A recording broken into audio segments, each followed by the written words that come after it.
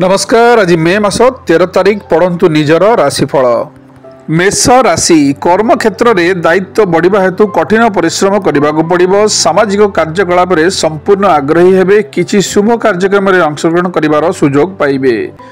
वृष राशि प्रियजन समर्थन मिलिबो। अतिथि आगमन हेतु टंका खर्च होई पारे। आपण किछि पारंपरिक कार्य में जड़ित हेबार सुजोग पाइबे। कर्म क्षेत्र में महानता देखाइबे। पिलांकु रीतिनीति शिक्षा देबे। मिथुन राशि व्यवसाय योजना प्रस्तुत करने दिनटी उत्तम हेबो। आपणकर व्यक्तित्वर उन्नति हेबो एवं मां को पार्श्वरु आर्थिक लाभ मिलिबो। सम्मान प्राप्तिर जोग मध्य रहिछि। विद्यार्थी माने आशानुरूप फल प्राप्ति करिवे। कर्कट राशि मन उद्वेगपूर्ण रहिबो। बड़ संपत्ति कारोबार लाभदायक हेबो। दिन में ऊर्जावान रहिबे। काहाकु टंका देला बेले सतर्क रुहंतु। सिंह राशि विभिन्न सूत्रु आयर जोग रही। व्यवसाय रे उत्तम फल प्राप्ति हेबो। मन सामान्य चिंतित हो पारे। परिवार रे सुख समृद्धि लागी रहिबो। भ्रमणर जोग रही। विद्यार्थी माने चंचल हेबे। कर्म क्षेत्र में सहयोग मिलिबो। कन्या राशि मन को ध्यान रे रखंतु। चाकरी रे कार्यभार बढ़ी पारे। अत्यधिक उत्साह दूरे रुहंतु। परिवार समर्थन पाइबे। चाकरी रे पदोन्नति पई सुजोग होई पारे।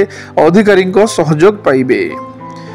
तुला राशि भागवत सेवारे मनोनिवेश करिवे। आत्मविश्वास पूर्ण हेबो किंतु मन अस्थिर होई पारे। पारिवारिक जीवन खुशी हेबो। व्यवसाय रे परिवर्तन हेबार संभावना अछि। विद्यार्थी माने आग्रही हेबे। बिच्छा राशि दिनटी रे कर्म चंचल होई कार्य करिवे। चाकरी रे माध्यम फल प्राप्त हेबो। व्यवसाय रे आशा अनुसार फल प्राप्ति हेबो। परिवार सह समय अतिबाहित करिवे। जानवाहन रे सतर्कता अवलंबन करंतु। धनु राशि अनावश्यक क्रोधरु दूरे रुहंतु। परिवार समर्थन पाइबे। व्यवसाय वृद्धि पाइबो। लाभर सुजोग रहिबो। बंधुक समर्थन मध्य पाई परिबे। स्वास्थ्यर जत्न नियंतु। विद्यार्थी माने लाभवान हेबे। मकर राशि मनरे शत्रु मानक प्रति भय भाव रहिबो। आत्मनिर्भरशील हुंतु। अत्यधिक क्रोधरु दूरे रुहंतु। जीवन असंगठित हेबो। व्यवसाय रे लाभ जोग रहिछि। खर्च मध्य वृद्धि पाइबो। पिला मानकर स्वास्थ्य समस्या देखा देबो। कुंभ राशि बहुत आत्मविश्वास रहिबो किंतु मनरे उत्थान पतन हेबो। चाकरी पई अन्य स्थान को जिबाकु पड़ी पारे। परिवार ठारू दूरे रहिबाकु पड़ी पारे। पितांकर समर्थन मिलिबो। मीन राशि आपणकर भावना को नियंत्रण रखंतु। परिवार रे शांति बजाय रखिबाकु चेष्टा करंतु।